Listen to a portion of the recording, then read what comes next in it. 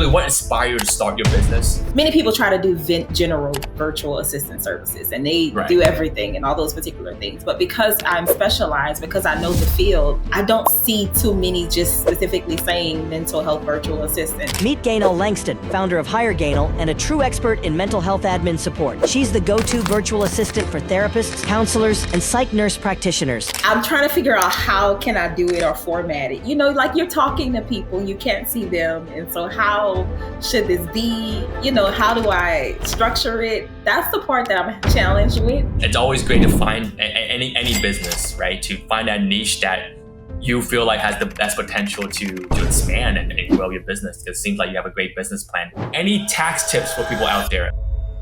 Hey, everyone out there. Welcome. My name is Alan, CEO Freakouch.io, and welcome to Profit Powerhouse, the podcast where we sit down with inspiring entrepreneurs to uncover the secrets behind their success. We're here to learn what drives their growth, the challenges they overcome, and how they master their finances. Our goal, to help you achieve the same success while maximizing your after-tax profit. Let's dive in. Today, we have on our show founder and CEO of Hire Gaynell, a mental health virtual assistance company. Gaynell, thank you so much for coming on the show. Thank you for having me. I'm excited. Yes, thank you so much. Gaynell is passionate about working with behavioral health providers in private practice and carries a spirit of excellence with an entrepreneurial heart. She specializes in doing administrative work for providers that includes credentialing, intake calls, scheduling appointments, billing, and much more. Gaynell also provides consultation for providers who need quick assistance. Gaynell, can you share a little bit more about your background and really what inspired you to start your business? Oh my goodness, yes. Okay. So the way that I got here was something a little like, I guess you could say unconventional. Okay, yeah, we love unconventional. Lay it on us. It's it's not your normal story, but I'll just say I am a Christian. I am a believer in God, and something special about it is a little twist. I was in a job as a house manager, and it was very purposeful work. I was a house manager for a women's shelter, so again, it was very purposeful work, and I got to work with a lot of ladies and learn just so much that was awesome. But it felt like a dead end at some point for me, like it wasn't quite it. You know what I mean? Like it was just kind of not there. And so something really cool that happened was, as a believer, you know, a Christian, one of the spiritual disciplines we do is fast and pray. And so I was like, okay, I'm gonna have to fast and I'm gonna have to pray and I'm gonna have to figure out what to do, you know?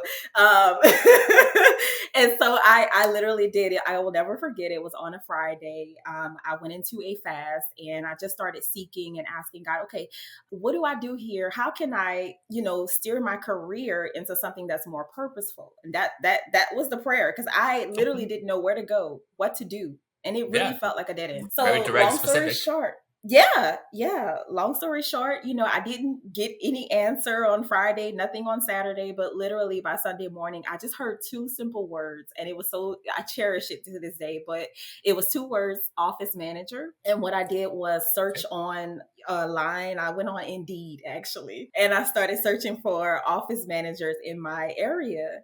I found like about 3 companies. But the one that I work for now, I applied for that one. She literally called me that Monday. Okay, so I got the answer to Sunday. She called me Monday. We started talking. She was like, you can come in for an interview Thursday. And I kid you not, I got this job on the spot that Thursday. So it was exciting. Wow. And she told me she never does that. So I'm like, okay, this is exciting. And so ever since then, I've been there. It has been I've gotten like 3 raises. It fits my skills well. I love this work that I do. And that's what caused me to make it into a business. So. Wow. That's very inspiring, especially like you basically got a sign from above to really start this off. Sure. Can you kind of walk us through some of the more, I would say, you know, stressful moments that you had as your journey through your entrepreneurialness? Yes. So I had never done a job like this before. Prior to all of this, I did have an extensive background in the banking industry. I worked for Chase for a long time. I worked for some other banks. And so that's all I knew. But the skill set that I had, I found transferred really well. And so some of the challenges for me was just not knowing the realm, not knowing what I'm going to run into, not knowing what to look for. I just didn't know, but I was just trusting that things would work out. So I've run into all kinds of things, from a snake in the office. Okay. I promise you, to just so many things, having to sit with kids so they can have sessions. It's just been so many different things, but I got through it. So yeah. Yeah. Any stories that stand out? What do you want to like share with the audience? Yes, something that was really validating for me when I got there, I was given a project to kind of, I guess you could say, get some claims paid that it's been like a year. It wasn't getting paid and it was just kind of like deadlocked. And so my manager, she gave me the project. She was like, "Do you think you can do this?" And I was like, "I'm going to try." But I had to understand all the concepts. Again, I was still pretty new. I had to understand what I'm doing. I had to figure out what happened. I had to, figure out the process to try to address it. And I did it. And one of the most, I guess, validating things was we got paid. Okay. And That's she important. was Gotta get like paid. so excited. I know. She was like, oh my gosh, she was excited. She gave me a shout out on social media. It was one of the most validating things. That's what I say. And that was the beginning of, at the beginning. That's awesome. That's awesome. So we're talking, me and Gaynell, a little bit before this podcast started. Like, she is going to be the first mental health specialist or expert that we have on the show. So we would love to hear, because we get tons of entrepreneurs that listen in. Or do you have any mental health tips for them? Right, these guys are the ones that are putting in the hours. Late days. They're kind of had to wear all kind of hats, right, to really get their business off the ground. But I'm sure they have gone through a lot of stress, anxiety, and other, unwell feelings as they're battling through. And I'm sure that they pick up a lot of mental health depth, along that way. So yeah, any tips, any things they can do to help them get through this journey? Yes. Don't be afraid to ask for help.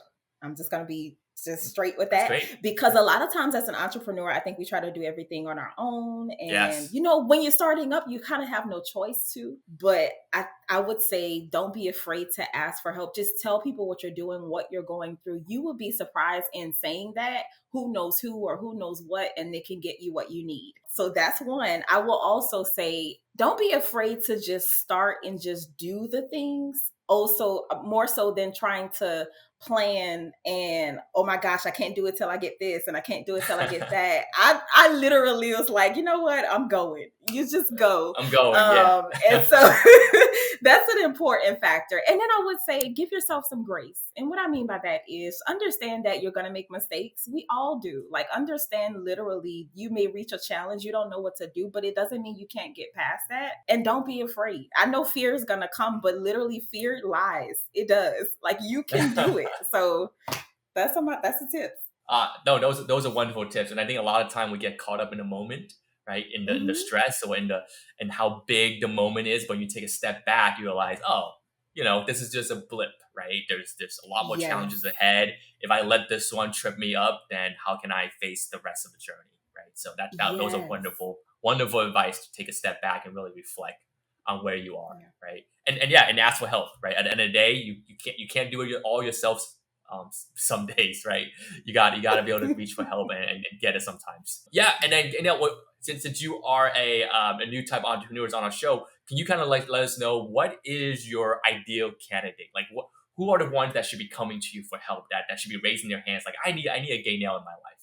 Oh my gosh. Whew. I feel a little pressure with that question. No, I'm kidding. It's really going to be behavioral health providers who are in practice. They're starting up their practice. Those who may have a telehealth only practice. I can do ones who have that, or just in person. They do in person. They do both. But those are the clients that I can help the most. I can support them with their billing claims. I can support them getting them in network with insurance companies. That's what's called credentialing. And then I can also, take care of administrative tasks that they just don't want to do. They don't like. Most people don't like having to call people all day, or, call every client and things like that. And I can take that off their hands for sure. Oh, yeah, for sure. I know that feeling. I know I don't love calling people. I'm not sure if it's because I'm like a millennial and we're just like texting a lot more these days, right? Like, but when I see a call from an unknown number, I get a little bit anxiety, from it. Yes, But I so agree. I would be super happy to have someone like you who's like, yeah, I'll be happy to pick this up for you and take care of these problems for you, right? So I know a lot of entrepreneurs out there who are so, have so limited time already, right? And all the things they do, would love to have someone like you who is an expert in your areas, expert in building, credentialing, and can make all these problems kind of go away, right? And get out, like, how do you kind of stay motivated and focused when things get tough for you in your business? Whew. You know what? I like the freedom I have. I do. And I think people say this a lot, but it does take work being an entrepreneur, but I like not having to stick to a time clock. And the reason why I say that is because I Yeah. started to get to a place in my job role where having to clock in and clock out and keep these hours and a timesheet. And I'm like, this is not fitting. You ever had like too tight clothes? Like literally, Yeah. this doesn't fit. Like it just, you got to get some more clothes. And so I began to feel like, just wearing the timesheet was too tight. Just having all these, I gotta be here at what time? I just don't want to do that. I will get it done. I just need a more open time frame. And I love that in my business right now. That's awesome. That's awesome. And then for those who are trying to be like you, Gaynell, we're trying to start this kind of business that you're running, any software stacks that you're using that's been helpful to, more automate some tasks for you, and to get things more off the ground for you? Definitely Google Workspace. Trello. I love Trello. It's good for Trello's project great. management and everything. Mhm. Yeah. I use Clockify. That's good for just, keeping that time on how long you spend on your task and things. For now, I want to say that's what I've been using the most of. Yeah, just Workspace, Clockify, and Trello. Okay. No, those are great, right? I think a lot of them out there was like, hey, how do I become like a Gaynell? They know that these are the software they should be looking out for and getting themselves on. And then just talking about like the future trend, right? We talk about AI on the show a lot because, it's a very prevalent topic nowadays, right? AI is kind of on all parts of our business. A lot of startup are AI focused. How do you feel about AI? Like, one, does it affect what you're doing? Does it impact where you're, going, how you think about your business model? And two, do you kind of incorporate any kind of AI into your business to, help you automate or, make things easier for you? I have mixed feelings. I want to tell the truth. Yeah, I have yeah, of mixed course. Yeah, feelings. no. Let us know. On the one hand, I love what AI is capable of. I really do. And I have used it a little bit like to write some things, like just to give me ideas to figure Yeah. out, okay, I could use that to write, I like it. You know what I mean? I personally have to learn so much about it. But the other thing that it's like, okay, with all this automation, there's discussion in my realm that it kind of poses a threat to the virtual assistants a little bit. I don't think that it will, I guess, be such of a bad thing, but it seems fearful. And it is happening right now. Like, okay, will AI take over, virtual assisting roles or, things like that. So Yeah. What would you say to people out there who are considering that kind of model, right? Like, hey, I think I can just hire an AI that would do all of my administrative tasks, right?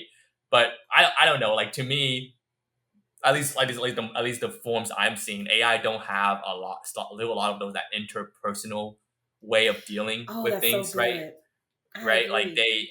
like especially when you're talking about like making calls and making people understand Oh, your that's so feelings good. and something's urgent, right? I think AI is still Yes. pretty robotic, in a way where like they're too professional sometimes, right? That's And so sometimes good. sometimes you can't have that, right? With especially in Right. a field like yours where you're like, I need them to understand why this is so urgent because Right. I need to help my providers get certain things for them right in place, Right. for certain claims process, right? So would you say that's a valid reason why people out there who are saying, I'm going to replace my my VA with AI right now is well, if you have other things, obviously, yeah, feel free to share. But that's something that I thought of why I wouldn't do that, right? At least Well, some I time think, being. if I'm honest, I think you said it better than me. I 100% concur. Okay, good. Yeah, you put that in Yeah. your bio. Like, don't replace me with AI right now. Yeah. Yeah. Any other thoughts in that realm? Um, You know, I it's challenging. Like I'm still getting to know it. You know what I mean? I don't know much about it, but I do think it's valuable. Like I really do. I see the value. Everybody does. You know what I mean? It's just kind Yeah. of figuring out how can it work for you? How do you get it to work in your world? Got it. Got it. Got it. And then as far as how you plan on working through your business and expanding it, what is kind of like your plan for the next couple years? Oh my gosh. Okay. So right now I am learning how to market. Okay. Okay. So I Cool. want to get the clients and establish really good relationships with them. One of the things that I care about a lot in my business is actually what you touched on is making sure that I treat every client like they are a person and get to know them and build a relationship so that I can have, pretty faithful clients. I'm looking to Yeah. build clients who will be with me for the long haul, and then after doing that, I want to hire, other people who can then take over more of the things and become an agency. That's kind of like the big thing in our realm for virtual assistants. But eventually I'll become an agency. Hopefully I can do that, in about 2 years or so. But yeah. Okay. No, that's a great plan. Do you want to share with our audience kind of like what is your marketing plan right now? What is your like Oh, way to that top of the funnel getting clients right now? Or if you gone to not great experiences, you can also share those so then some people can learn from them and say, oh, I guess I shouldn't go down that route. you know what? This is another thing that feels intimidating to me, but we're here and we're honest. So Yeah. I don't really know anything about marketing. I really don't. I'm good at researching, but I don't know anything about marketing. So I found different things like what do you call that? Like some people do like press releases for their business. I Oh, press found release. different Yes. Uh-huh. things like posting in classifieds.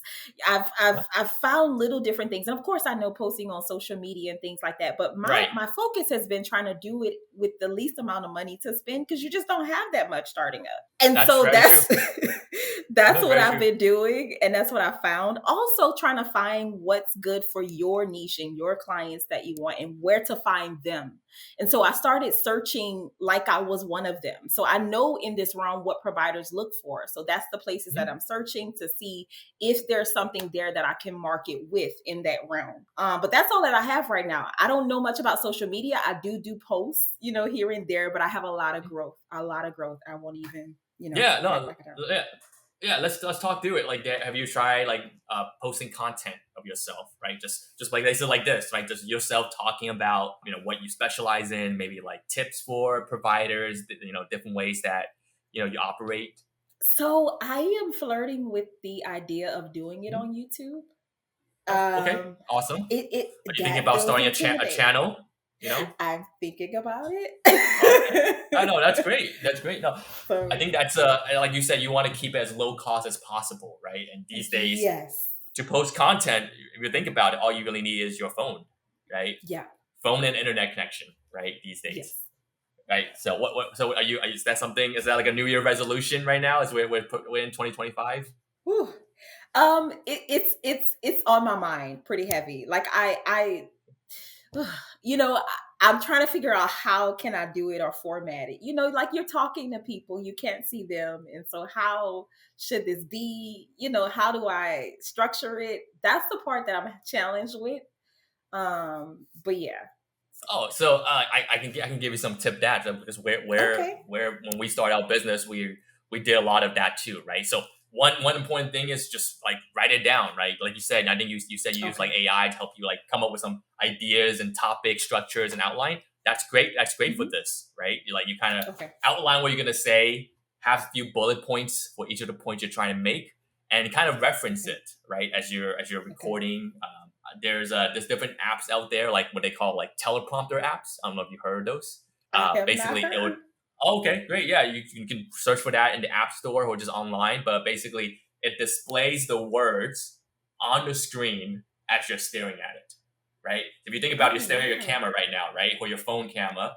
The words will start scrolling on the screen. So you're like Huh. so then you don't forget what you're saying, right? It gives you a little prompt, but like, oh, I should be talking about this, and then this, and then this, right? Oh. But otherwise, I mean, like like we kind of talked about before the show, a lot of work can be done do editing and post production, right? So Okay. you don't have to worry about messing up or stumbling or going too long. You can edit a lot of that out. Like there's a lot of great editing software out there today. Some are for free, some pay. But if you can pick one up, you play around with it, edit out the parts that you don't like, and make it into that. So like, yeah, I think YouTube is a great place to start. We started on YouTube too, right? You take a YouTube video, it's long form, it's always going to be there SEO wise, and then you can chop it up, right? Cut it into the other platforms, Instagram Reels, TikTok's very popular right now. See, right? I don't know this stuff. This is good. Okay. No, I don't want to repeat information because you know about it, but like, I don't know. Are you on TikTok? I tried. I couldn't figure it out, so I stopped. I'm just being honest. Nothing. What do you mean when you say figure out? Do you mean like you don't know how it works, like the scrolling and stuff? What do you mean, like how do you upload video? From the part of trying to push the content out, like I mean I get it. Like I've been on there to see it, but to view the content and stuff, right? Yeah. So TikTok algorithm it's actually really powerful. I'm sure the other social media have done this too. But like say I really need I don't know, a sink strainer, right? And I search sink strainer. And for the next day for two, all my news feed is just sink strainers of like different type of sink strainers, which type is good and things like that. So it's very specialized. What I'm trying to say is like if you use the right words and hashtags on these sites, and like if people are looking for to work with you and they search like maybe virtual assistants, mental health experts, providers, someone that can help you with credentials, your video is gonna pop up to them. Right? Talking about tips you have about your business and what you can provide and things like that. So it's just good to be, I would say, like on as many platforms as you can as a general like social media tip, right? You just want to be out there. You don't know who, what, where it's gonna, your video is gonna pop up for them and they'll view it and be like, oh yeah, let me reach out to her and see, it can be a good match type of deal. Right. So it's always good to know, but the other things you're trying also works too. We have done also PRs, in our company too, and they work fairly well. And just to be a little bit more official, but I'll say right now the game is definitely in the social media realm, right? As far as like be able to do self promotions and things like that. The next step step up is obviously like paid advertisement, right? Doing like social media ads and stuff. But I would say like if you're good at doing content and being consistent there. Consistent is the key there, right? So like we're also bad about this, but you're supposed to always like have one post a day. Like doesn't matter how short. It can be like a 30-second clip, right? It doesn't have to be long, especially on these like platforms these days. Right? Like TikTok, most things are under a minute, right? So like it doesn't have to be long, but it's just like be willing to do it, take the time to do it, and then uploading it, right? Yeah, it's about consistency. Yeah, but yes, I digress. And then Gaynell, can you kind of know like what really defines success in your business and personally for you? Being someone who's able to be trustworthy, not just for the behavioral health providers, but also for clients. That's an important factor. And I think integrity with that goes along with it. But just being able to be authentic with the people that you're encountering, I think that goes a long way. So this business is really about relationships. It's not going to fly if you try to detach and enter into this business and just be all, you know what I mean? Like information and, I don't know how to say it, but it doesn't work in this business. It's very much strongly built on relationships and connections. And, are you really someone I can trust? And that goes both ways with clients and with providers. So, yeah. Yeah, no, definitely. That's how you get your strong retention, right? And then limit the turnover, right? Because they built that trust, that chemistry with you, and they're like, I want to work with Gaynell and no one else. Type of for sure, right? Yeah. Sure. Do you feel like you face a lot of like competitors when you go after a certain client, or you're like, this is a pretty open ocean right now, blue ocean? I hope that I'm not like just blind or something, but it feels like an open ocean to me.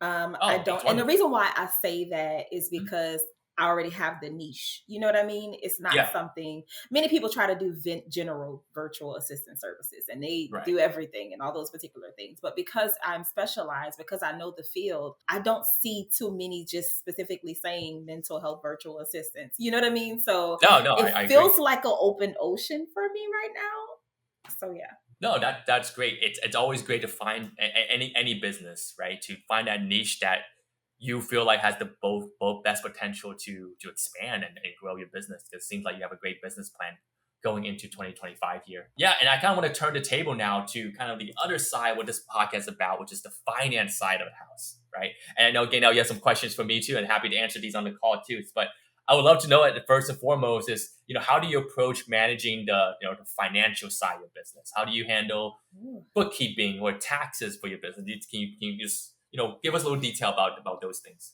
Absolutely. So I literally need to learn more about how to financially run everything. The only thing that I have been doing is making sure that I separate accounts. Great, that's great. And with, yeah, but I Oh, still that's need no, to honestly a great establish. start. Honestly, a great start. A It lot of a lot isn't of clients okay. come to us and say, "Hey, I commingle everything, right? Oh, I mix my personal and business together. So at the end of the year, okay. when they do their taxes, it's a mess. It's a mess because like Okay. us as as CPAs, we rely on our clients to let us know which of Which, these restaurant runs are business, which one's personal related, right? It's very hard to tell yeah. just based Yeah. on bank transactions, right? Otherwise, so this is already a great first step right now. So if this is something you've been Oh, doing, congratulations to you. Yeah. So yes. you're saying so you have a business only account is what we're saying, right? You have a Well, account so for here's the business. caveat with that. I still need to create the actual like business name account. I just separated Mhm. it in my name, if that makes sense. So I just separated the Oh, account. It's that's still that's in my fine. So you name, have two separate accounts. It's under your name, but one is for business and one's for personal, right? pretty much. Okay, that's pretty much fine, and that's a great start. That's a great start. Okay. Yeah. Okay, yeah, But keep going. yeah, okay. So I still need to actually create the business account with the name on it and everything. The only challenge I've had is, which was one of my questions, so this is perfect. Okay, yeah. Where do you find the right checking account or business checking account for, startups? That's not going to be fees all over the place, but just something I can start with and know that I can have it. You know what I mean? I've had Oh, a yeah, that's a challenge great with that. question. So the great right business checking and business saving accounts, that's something I need to work on, and that's what I've been wanting to find. But yeah. Yeah, no, that's a great question, Gaynell. Can I ask, have you incorporated an LLC in your business yet? Yes.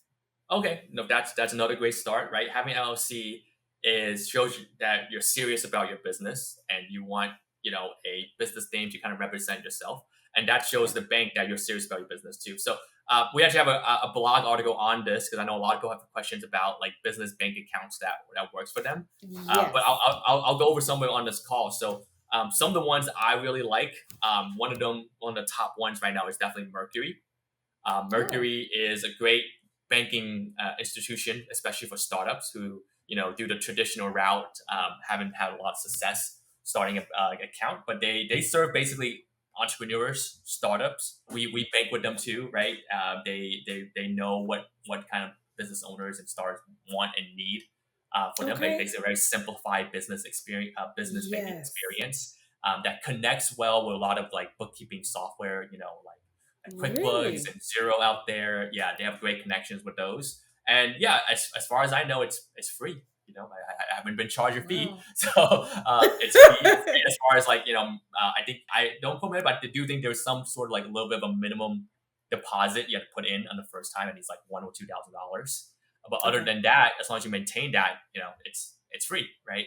Okay. Other suggestions in this round is Novel. Novel is another strong contender in this, I would say, startup banking world, where Okay. they offer pretty much no fee banking experiences for me. Now, I do know that entrepreneurs out there, some of them wants more of like that brick and mortar setup, right? Of having like Okay. somewhere where they can actually go and deposit checks and deposit money. For those, I definitely do recommend Capital One. Capital One has shown a willingness to Really? work with a lot of entrepreneurs and startups. And they have a very easy, I would say, Oh, at least from our experience of working with clients, but I'm hearing feedback, very easy online application setup, meaning that you don't have to go to the actual bank, right? You can just apply on their website. They'll give you a response if you're in 3 to 5 business days if you're approved or not. really? Uh, and then Okay. yeah, they have both checking and savings available to them. And then the good thing is Capital One, they do have branches and ATM networks, right, that you can use if you do need to withdraw money, right? Where some of these online banks, they I think they do form some kind of alliance, but they don't actually have a physical presence. So if that matters to you, Capital One is the way to go, right? I would say Chase in the past has been a recommendation. I think that's, I would say, something you work with, right? Chase, but Yes. they're a little bit, I would say, more stringent about who they work with, at I least in our know. experience. Yeah, right. So they usually want you to be a little bit more established, higher minimum deposits, things like that. So, but I mean, there's no harm in trying. Right? That's why we always tell a lot of our clients. A lot of our clients are kind of international based. So for them, they have an even harder time, which I'm sure you understand, right? Like when you're international and you're trying to start a bank account in the US, they ask a lot more questions. They want you to have a lot more minimum deposit and things like that. So we always tell them it doesn't hurt to try. Like you just kind of like spread it out, try as many connections as possible. Same with like starting like a business credit card, right?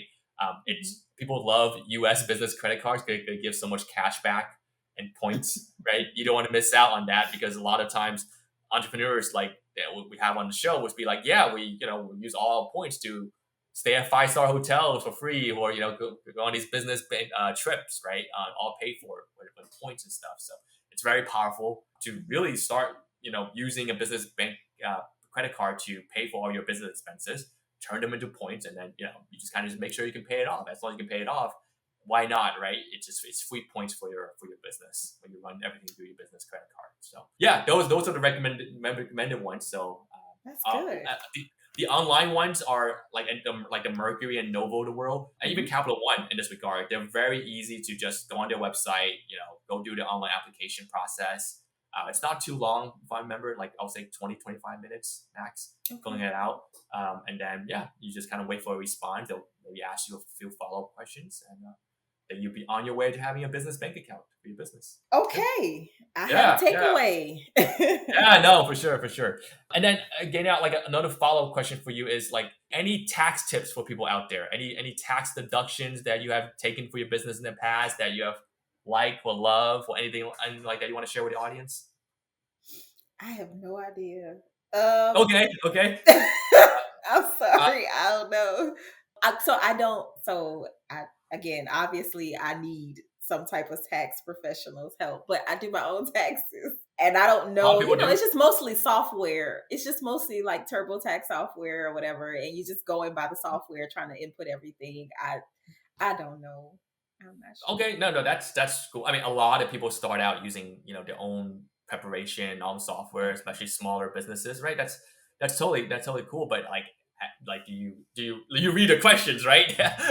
When the TurboTax tell you, hey, are you able to take this? Are you able to take this? Like I'm sure you read the prompts and things like obviously. that. Anything you notice that stands out is like, oh, cool, I didn't know I can take this tax deduction, right? Take this thing for my business type of deal. I didn't know this was business eligible, right, to be a deduction.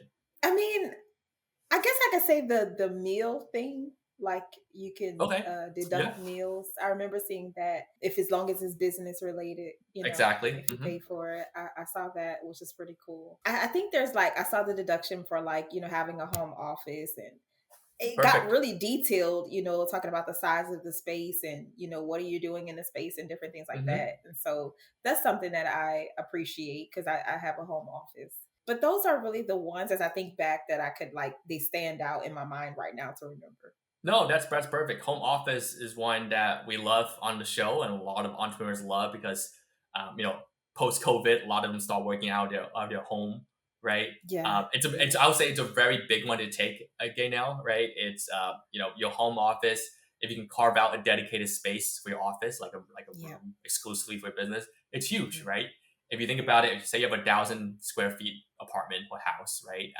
And your home office occupied, let's say 30% of that, right?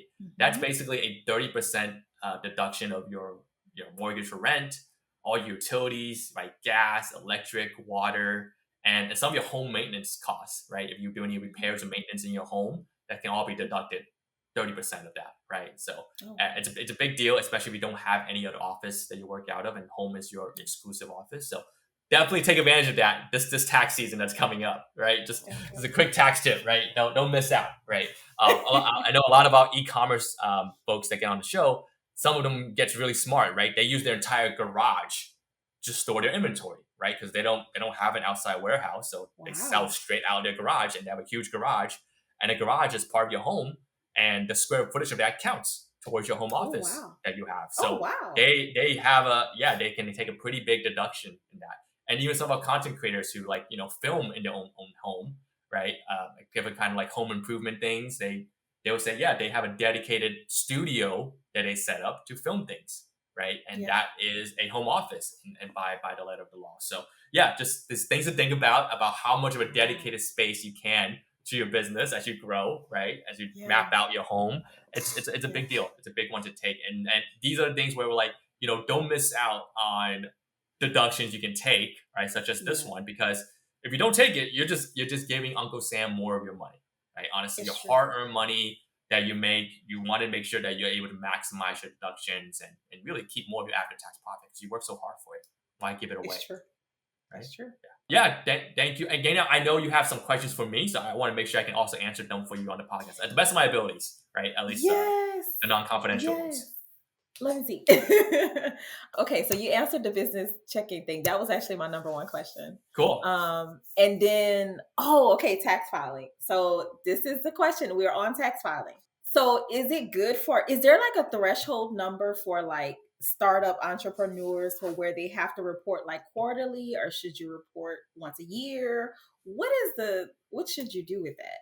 Oh, wonderful question. Yeah. So startups as different from this is the best example I always give, right? It's different from if you're just a W-2 employee where Mhm. your employer helps you with those withholdings, right? If you think about it, if you Yeah. ever had like a 9 to 5 job, you get a W-2, a lot of that deductions, right, taken out for you, right? Like Social Security, Medicare, your federal withholdings. When you're an entrepreneur, none of that's done for you. You are your own boss, right? You are your own employee, if you will, right? Mhm. So the IRS expects you to basically act like that, right? Act like an employer and self-report on a quarterly basis, right? So what they expect is for you to basically say, calculate how much you made this quarter, calculate approximately what tax bracket you fall into, the 22% bracket, maybe towards 10% bracket, 15, whatever it is, and say, I'm gonna submit that much on a quarterly basis to the IRS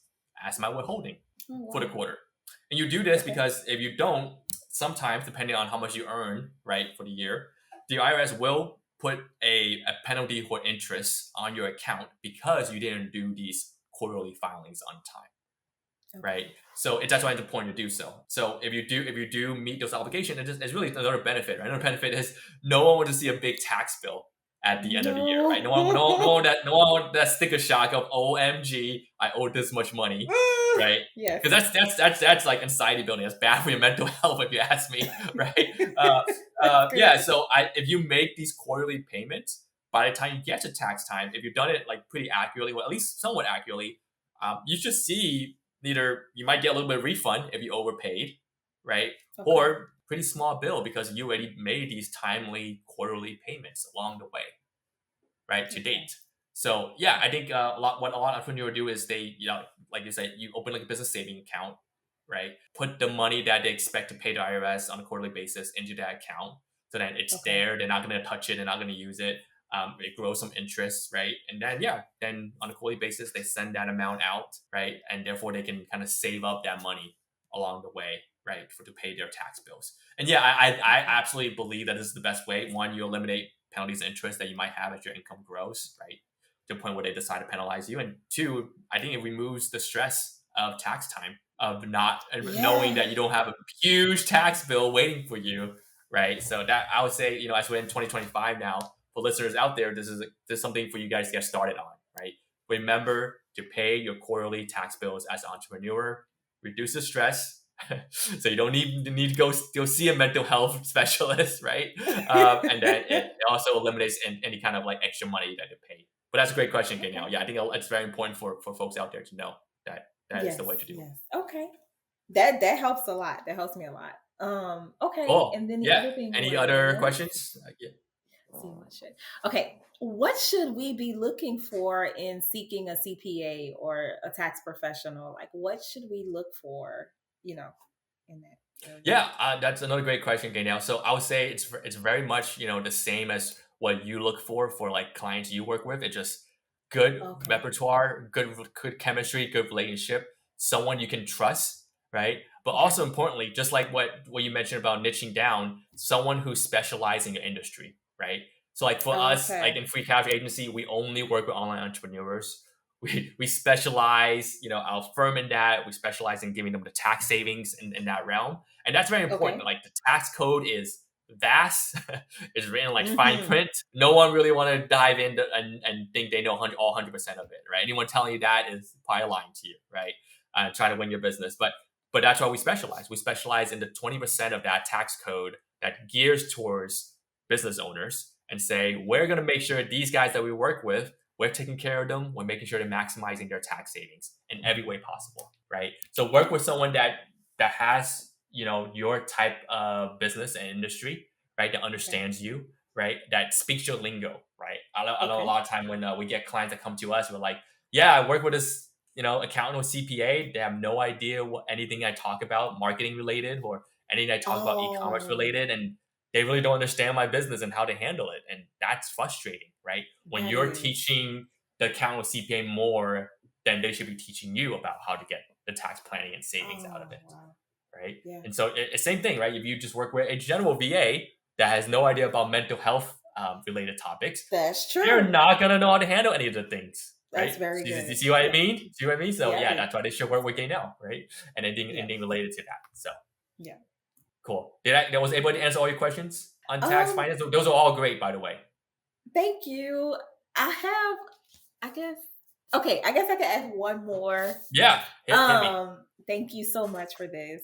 The other one that I have is like, okay, so you told me like who to look for in the CPAs and things like that, but are there like CPAs out there that offer like some type of consulting, coaching, or mentorship, you know what I mean, for the startups, or you know what I mean? Like, is that out there? Yeah, I think there probably is, right? It's like Okay. even for us, a couple years ago, we started a course. Okay. It's very geared toward, I would say, e-commerce owners, right? Because that's where we kind of got Oh, started okay. with our business during COVID, when everyone and their mom and grandma was selling things online, right, through e-commerce channels, and Yes. and we said, wow, these guys are blowing up, but they're very struggling when it comes to anything tax related and how to handle their finances, right?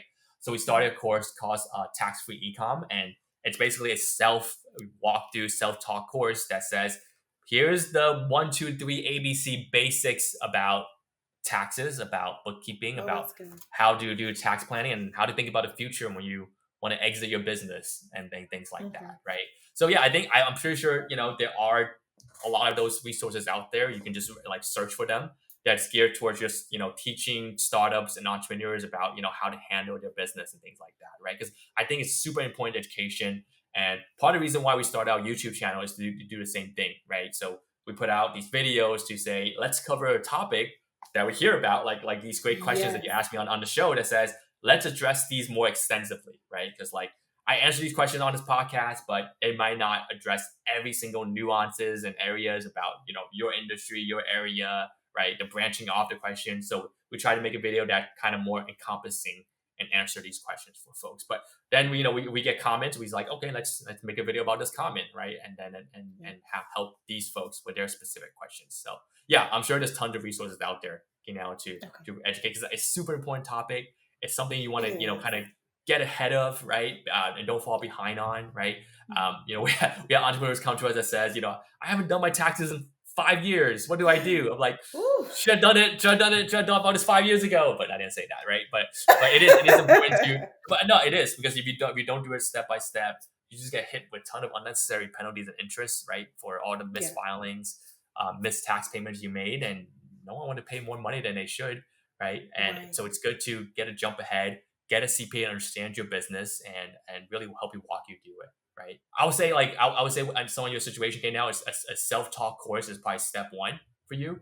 And then Okay. if you think that doesn't cover it for you, you can definitely obviously ask consultation with the CPA to see if that can brighten any other questions you may have, right, on those topics. But honestly, that's at those two steps probably be much more than enough, right?